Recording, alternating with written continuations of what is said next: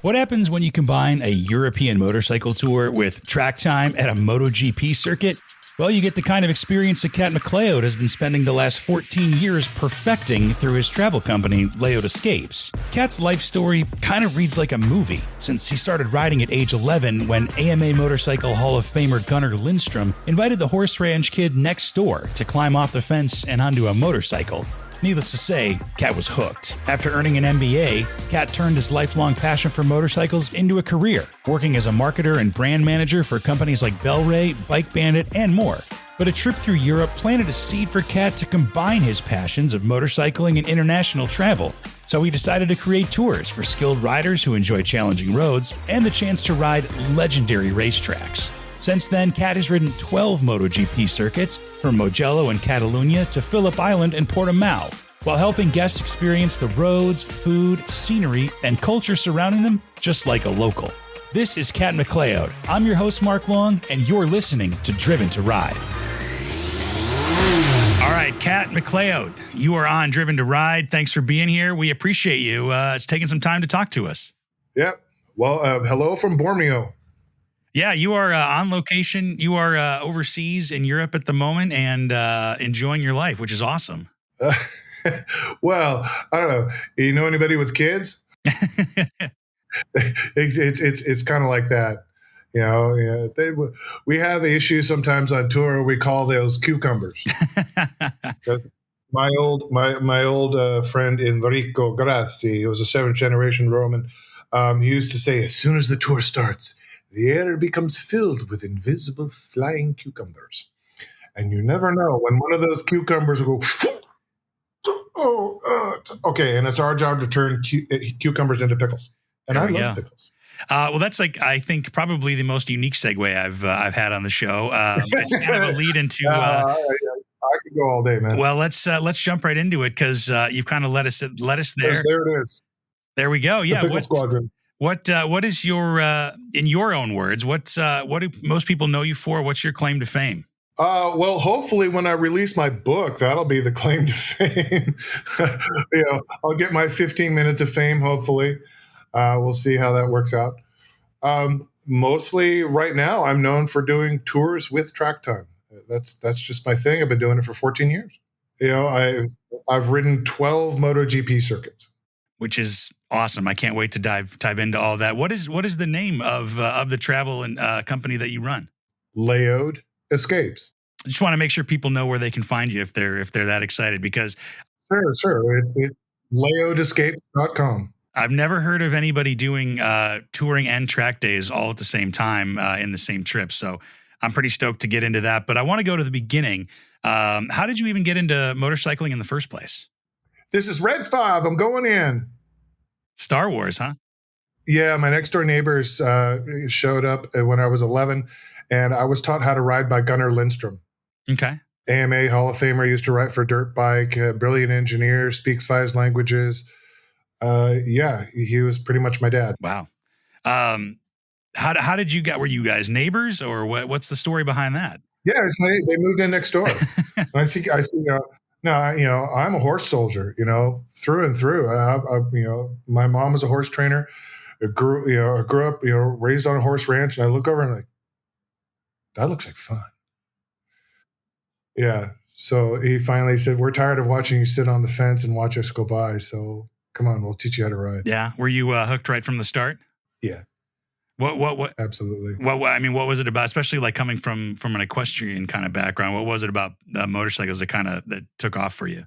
You don't have to feed it. You don't have to scour it all the time. I mean, I can smell horses from 5 miles away. It's not that hard, but it's just better with bikes. But I always name, every bike that I ride, even when I rent them, I name them. So this bike is Sladafari. Oh, okay. What do you remember with the first motorcycle you ever had? Sure. XR200, Honda XR200. Yep. And I had an ATC 200. And then I had a CR125. You're sensing a pattern here because Gunnar worked for American Honda Research Development. So, yep. Yeah, and kept going from there. I got a Honda NX 650, which is called the Dominator over in Europe. Yeah.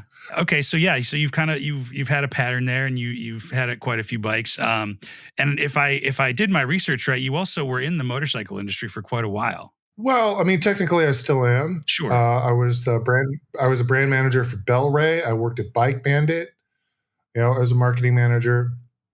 Came back up north and worked for LeoVince USA.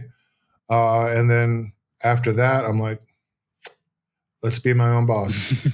So how did you go from being a rider to getting into the motorcycle industry? Because like Bel-Ray, BikeBandit, Leo, those are some pretty big names. I finished my MBA and I wanted to do something that I love. Now I know it's not the highest paying industry in the world. I've been on the Cycle World Trek a couple of times, and I tried to tell people, hey, we're all here because we love it. We're not getting paid big, and you're not getting paid. And I'm like, whatever. But yeah, that's why I'm here. I love bikes. Mm-hmm. So you said you were mainly like marketing and branding and stuff. Can you tell me a little bit more about like kind of what you did for some of those bigger companies? Well, I was like, I launched 6 different consumer products for Bel-Ray in 9 months while I was there. Wow. When I got to BikeBandit, there were 70 employees, and I was the only one who rode. Oh, really? So I had to explain to people that this is what we got the CEO to ride. Yeah. I mean, that's kind of surprising. I mean, because I think I've given BikeBandit a few of my dollars here and there over the course of time. So, sure. And when I got there, I asked, Ken for the origin story. I said, what happened? He says, well, when I founded the company, I bought a dog. And there's the dog, and the dog's name was Bandit. And so, so I went out to the parking lot, and I had one of the girls hold Sprocket, and then I photoshopped the Sprocket into the little Labrador's mouth, because that's what Labrador retrievers do. They go and get you parked. Right. That's what lab. What's a good boy? Yeah. You brought the countershaft Sprocket. Yeah, a brilliant internal fulfillment system. Mm-hmm. A lot of programming and coding behind that. They parts go in the morning, go back out in the afternoon. Now that's something amazing. Yeah, that's cool. It had to have been like you said, no matter what, it had to have been a fun job. It had its moments. I mean, I'm 500 yards from the Tijuana airport tower. I rode a Hasselberg 650 from my townhouse, across the border. Well, not through basically passing the border patrol and whatnot. I see all these plastic bags, and I stopped and talked to one of the border patrol guys. I was like, I'm always out here, and I never see anybody who's like, you need to come here at night. You mentioned you wanted to be your own boss. Is that kind of the main reason behind starting Layout Escapes? Well, it was just better to be my own boss. I'd had enough of people. You get hired for your skills, and you get fired because you're not like everybody else. You're not normal. Don't get me wrong. There's 83 million people on the planet who are like me. I'm not that special. All right. Did you have any experience in like the travel industry or the travel world, or did you just enjoy going and traveling? No. I started in the travel industry in 1996. I worked for a vacations wholesaler called Creative Leisure, selling upscale vacations. I did their website. This is back when there was somebody called a webmaster. I remember, yeah. I used to be in an office with a glass, and I put up a sign that said, "See a webmaster in his natural habitat." Yeah. So, it sounds like you were able to really combine your travel experience and your motorcycle industry experience. It seems like it was a natural fit, really. Well, you go with what you know. Sure. Yeah. All right. So, Mark Twain gave that advice to young authors. What should I write about? What should I write about? You should write about what you know. Right. So that's what I know. Had you done a lot of like motorcycle touring before then, like on your own or with friends, or put any trips together? The genesis happened when I was after college. My grandparents were like, "Okay, you should do a finishing. You should go take a tour of Europe." Well, of course, we couldn't afford that much. I got stuck on a bus tour, right? And I went over Brenner Pass. Oh, no way! In a bus, and I'm watching motorcycles going. That's it. Okay. And I made a promise to myself that I would come back and do it. And then I did a tour through Europe. This crazy guy from Milwaukee. And we're in Switzerland. Pull over. So, what do you think, Kat? I feel like I'm riding inside of a giant train set. And right when I said that, one of the trains from Switzerland goes, so I'm like, all right, yeah, I'm hooked. Yeah.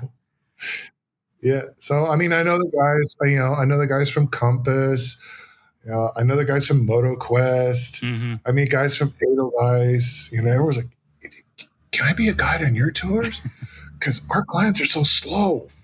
And that's just it. If you're a track rider and you can't go on a regular motorcycle tour, you just can't. It'll drive you insane. Sure. The speed and the pace is probably not exciting enough. Yeah. These people have skills. They got the Skittles. That's why we do what we do. There you go. And like we said at the top, it's not just a motorcycle tour. It's touring and track days. How did you even? I mean, is that where you came up with the idea? Where it was like, okay, these guys, and people that you're riding with are just not going to enjoy just a casual ride. We need to spice it up a little bit, or no? I came over to Germany to sell California motorcycle tours. Okay. It turns out Germans only want to buy from a German. But while I was there, when my friend said, "Hey, do you want to go to a track day?" I'm like, "Yes." What am I going to do for a bike? Oh, we'll get a Ducati from OVM. They'll let you borrow it. It was a demo bike. So we go to Grossbern. It's an East German air base where they made this tiny little track on it. Okay, I'm there at night. Guys have got their beers. They're posting pictures. Everyone's having a great time. I'm like, this is authentic. Mm-hmm. There's nothing touristy about this. Okay. So I said, well, we need to go to a track that people have heard of. There's no way we can get people to go to Goldstone. So it's got to be a MotoGP circuit. So, okay, Sachsenring. Yeah, but we can't people come all the way over to do just a couple of days of track time and go home. Well, where else should we go? We always go to see Dolomites. So that was the first tour. Sachsenring in the Italian Alps, and it was an absolute complete disaster. But I told people at the beginning of the tour, I said, I don't care what happens on this tour. We're doing it again. I don't care if somebody freaking dies. We're doing it again. Yeah. And we showed up at Sachsenring with like 3 total bikes. We looked like complete shows, but we did it. We came back and we just kept doing it. Mm-hmm. What was such a disaster about that first trip? People totaling their bikes. Oh, geez. People completely destroying motorcycles. We had a flatbed trailer, and we pull up with this flatbed trailer, and 3 of the bikes on it are completely destroyed. Yikes. Okay. Well, that's where we learned, okay, bikes for the street, bikes for the track. Rent bikes for the track, have separate bikes for the street. Right tool for the job. Mm-hmm. That should be everyone's philosophy for everything. Right tool for the job. Sure. Agreed. So you were able to get on that first track. It sounds like relatively smoothly, but I mean, how do you even talk to a MotoGP track and much less like, convince them to let you take a day to ride it? Oh, no.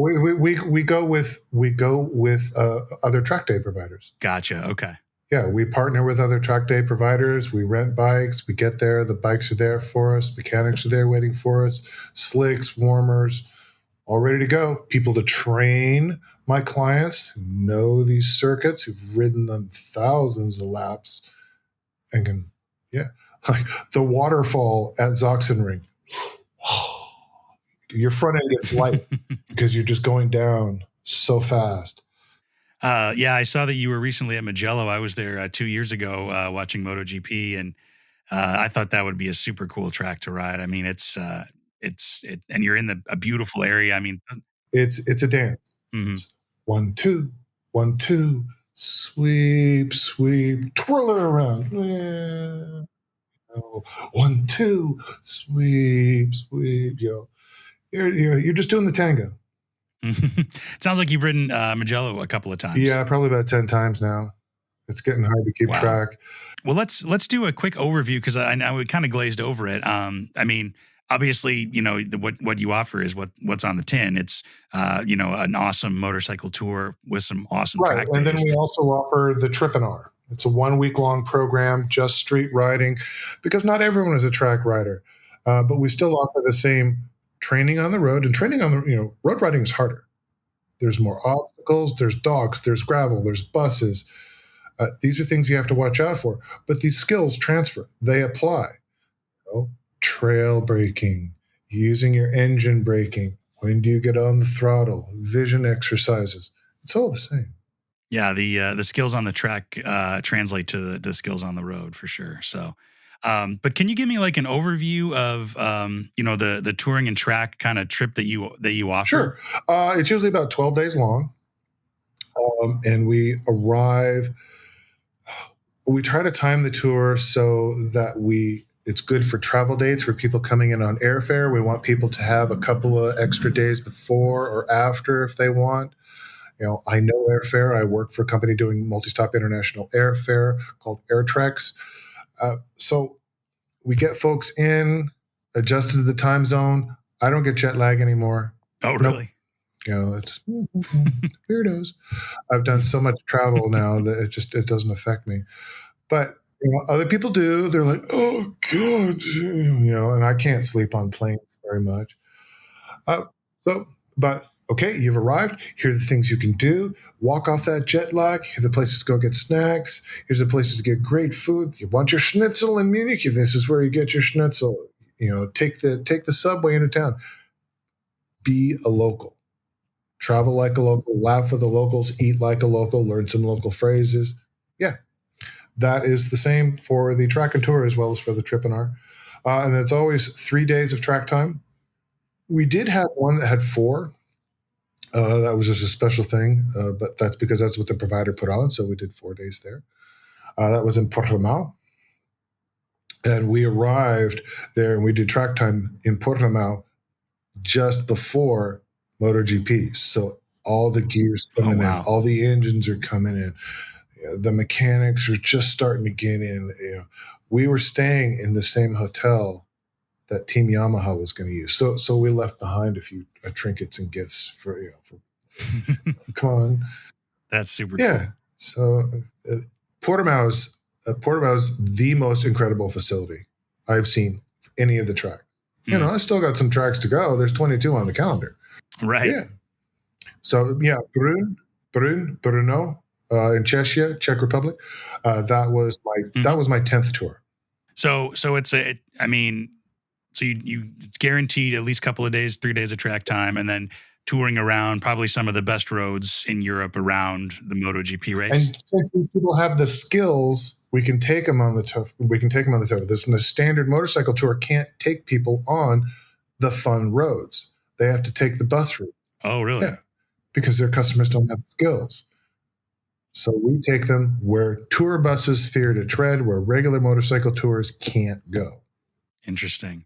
So when you say skills, I mean, can you talk specifically about like what kind of skills you're looking for in your clients and how to vet those folks? Yeah. So in order to come with this, you want to be a B+ rider or better at your local track. So I'm sure you qualify. And that's pretty much it. We tell people to train before you come. Work on your vision, work on your skills. Go to Total Control by Lee Parks. Get Ken Hill, Ken Hill coaching. Ken gave me my first 2-up. Okay, nice. My home track is Thunder Hill, and I spent a lot of time there with Dave Moss. Mm-hmm. Dave Moss is brilliant, absolutely brilliant. He reads tires like other people read Sanskrit. It's just amazing. Yeah. Yeah. Well, and speaking of Ken Hill, I mean, he's the one who connected us, and he's obviously been a friend of the show. So he's a great guy, great to talk to. Yeah, he's like, I'm supposed to be retiring, but I just can't stop. That's the thing about motorcycles is, I mean, they're always going to be fun. So why stop, right? That's what I'm trying to do. So it sounds like you want to make, if you're going to go on an escape with Cat, you want to at least get a couple of track days in beforehand to make sure. Yeah, you want to be a B+ rider or better. I may not be there. Okay, I've got my captains. Oh, okay. I've got my captains. Gotcha. Jason Redman, otherwise known as Shredman. He's really good. Okay, Hoob's our van driver, Captain Hoob. He's an actual captain, airline pilot. Oh, no way. Yeah, he's flown all over the world, ridden all over the world, lived in North Carolina or South Carolina. North Carolina. Yeah, so he knows the U.S. very well. Jason is the master of Colorado. He knows all the great roads in Colorado. So we've been working with another guy there, Michael Haynow, who just launched his touring company, and I'm really so happy that it's been successful. His girl, Jessie, is just a sweetheart, and she worked for British Superbike doing broadcasting.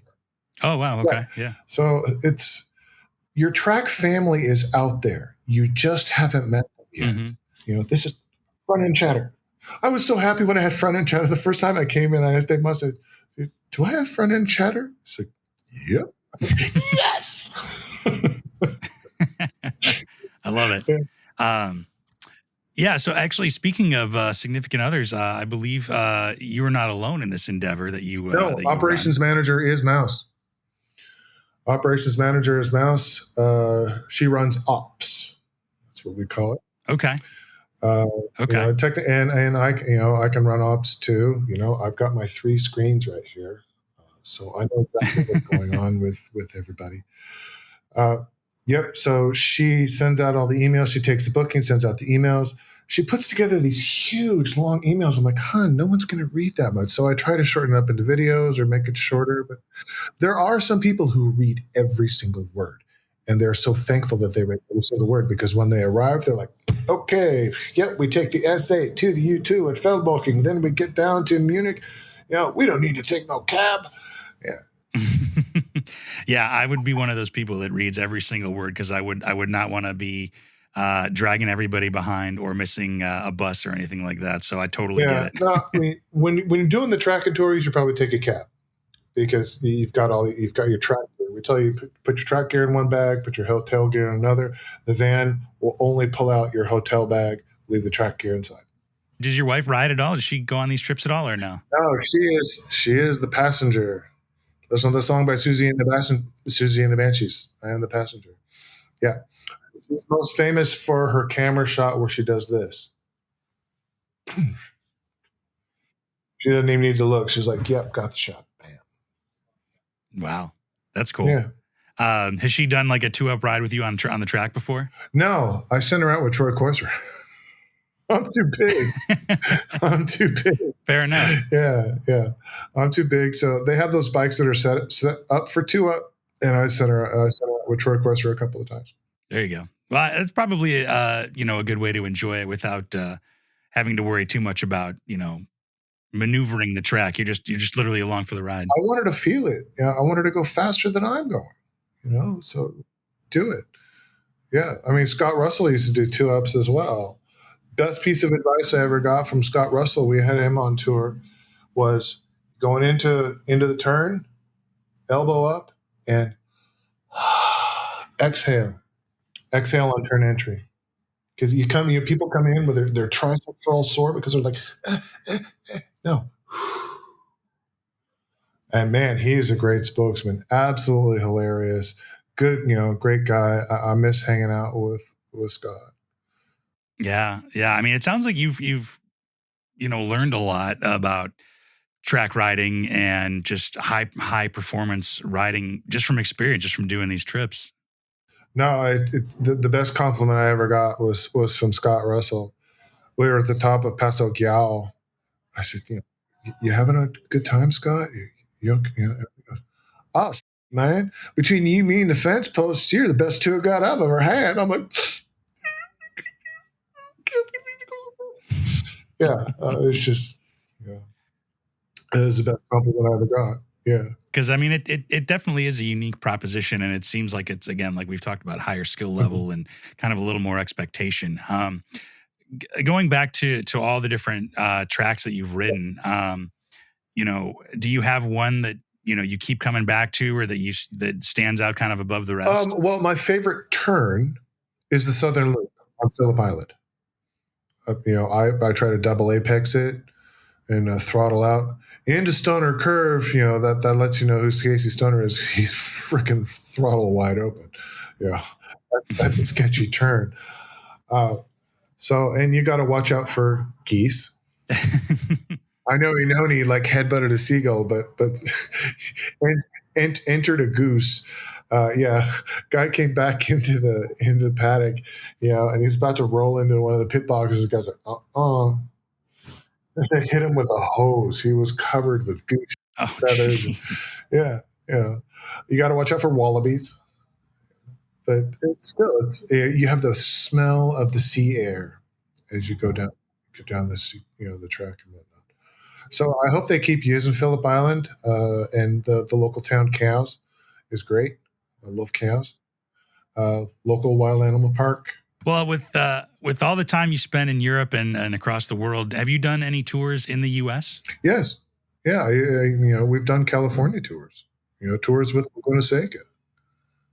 We used to run with California Superbike School back in the day. You know, I I hit knee the first time on turn 2 at Sonoma Raceway. Infinity. It keeps doing it because it'll always be Sears Point to us. It's Sears Point. Yeah. So yeah, that's why I first dragged knee on my RC51. There you go. Shouldn't have sold that bike. No, definitely not. Because I was thinking of I've only been to 2 MotoGP tracks, and just as a visitor, not as a rider, unfortunately yet. But my first one was Coda down in Texas, and that was a heck of a track. And that straightaway into the first turn, it's just like uphill and then a turn and then downhill and then over into turn 2. I'm like, I just want to try that once. Like, that's on my bucket list, is to do that track just once to see what that's like. Again, like Mugello, I mean, that's such a beautiful, like, expansive track. Yeah, Mugello is a must in Europe. Obviously, I've done a lot of time at Catalunya. It's my favorite city track, and that is the home base of MotoGP. We got people who know people. My buddy Joe he's like, see this car? Same section as Marc Marquez. They know, my captain for everything in the Iberian Peninsula, Captain Noya, he broke his collarbone chasing Alex Rins. This is yikes. Yeah, because we've been around for so long, you end up knowing people.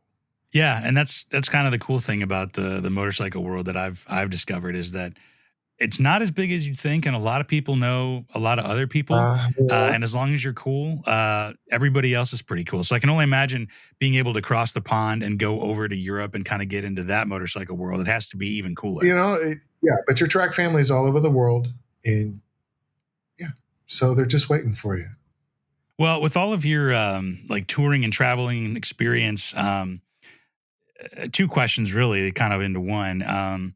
What do you recommend if a U.S. rider has never done like an international trip? Obviously, they should go with you.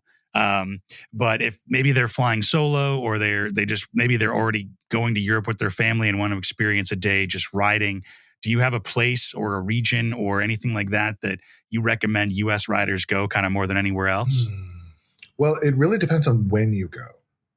Okay, because Carl warned everyone back in the 80s, it's getting hotter. It's consistently getting hotter.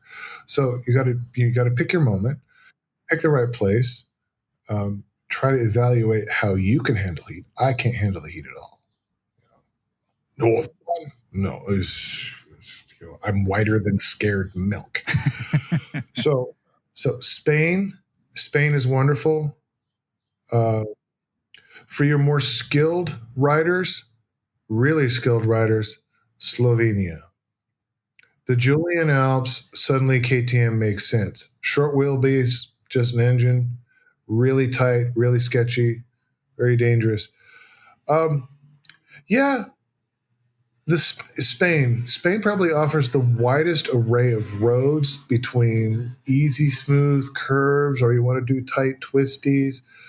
Lots of great places to stay, good fresh food everywhere, good price. Yeah, I would say, Germany's expensive. And with Spain, you cross over into the south of France as well. So back and forth through there. And you'll know when you cross into France. The architecture changes completely. Yeah. I've been to Switzerland a few times, and I was on a train going from east to west, And it was a one stop. Everybody was speaking German. All the buildings were German. All the signs were in German. And then the next stop, it changed immediately to French. All the buildings were French. It was pretty crazy how fast it changes. Yeah, that's the Swiss. The Alps I've been around too. That seems like a really awesome place to ride, if maybe a little high skill. Yeah, Furka Pass. I have a wonderful picture of me in the snow in Furka Pass. Now the question is, if someone is taking a picture of you in the snow at Furka Pass, who's taking the picture? One very pissed off wife. Just cold.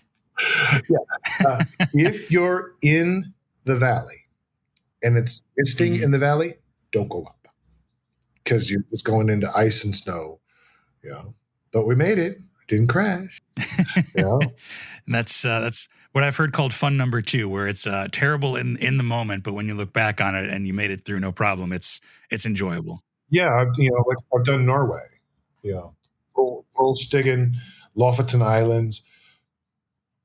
We're riding across, heading up north in Norway, and we're seeing the sign. We're crossing the Arctic Circle, and we're looking over, and there's caribou running, and we're like, but hey, I made it. That's insane. Just seeing the wildlife as a barometer for the temperature around you that's insane.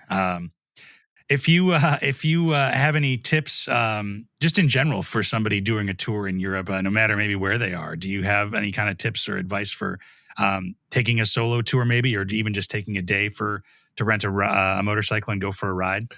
Well, the largest rental fleet in Germany is in Munich. It's BTS, and they're 2 blocks away from BMW Research and Development R&D. So they keep those bikes up to snuff. They have a huge shop. They're my best fleet by far. They do an amazing job. It's really only in Italy that you can get Ducatis, Moto Guzzis. I've met Miguel Galuzzi from Moto Guzzi. I did a press ride in Pasadena. Yeah. The dude is huge. He's absolutely gigantic. People need to listen to Miguel Galuzzi because he has vision of the future of where bikes are going to go and what bikes should be. And why you like the Moto Guzzi, because it wobbles back and forth. It has character. It's the bike for Italian nerds. Sure.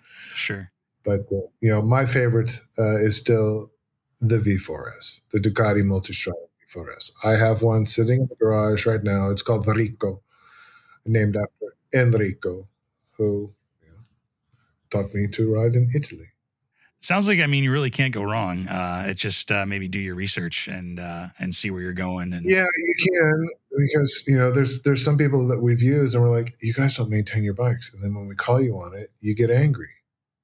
Well, then fix your bikes, especially the tour guide's bike that has, busted front suspension or ABS that doesn't work. Get with a program, guys. I don't care. I don't care what country you're in. You don't send somebody out on a bike because if it's damaged, then it's going to get destroyed. And then what are you going to do? How are you going to make money? Well, taking a look at the future for Layout Escapes, do you have anything coming up? Do you have any big plans for the future? Tell me, kind of looking forward. What's going on? Looking forward, we already have tours available for booking for 2027. Occasionally, we do what's called a track snack. We'll have the slots available at the track, and then we'll combine it together with the hotels. Okay. And the trip and R's. The trip and R was designed to be cheap. So you just want to get a taste, a flavor, without doing track time. You don't have a lot of money. Who are these people? Go ahead, risk it on a trip and R. Don't risk it on the big track. The track and tour is expensive. I know it's expensive because I pay the bills. It's no joke. We try to keep the price down, but track days in and of themselves are not cheap endeavors anyway. No, so. Well, but it's all relative because there's some people that show up and they're like, oh, I crashed a bike, I'll buy another one. So it's all relative. It's only money. Well, what if it's my money? Just go ahead. So I would have to completely redo an Australia tour for next year. I would like to do. I'd like to go back to Australia. My wife really wants to go back to Australia. It's a long flight, but hey, you do it. Yeah. People who have never traveled outside of the United States before and they want to do it in wintertime, go to New Zealand. Yeah, because if you go to Europe, it's still winter over there. Another exciting thing is watching Hungary. Okay. Blue and yellow, Habsburg colors in the pits at Hungary's track.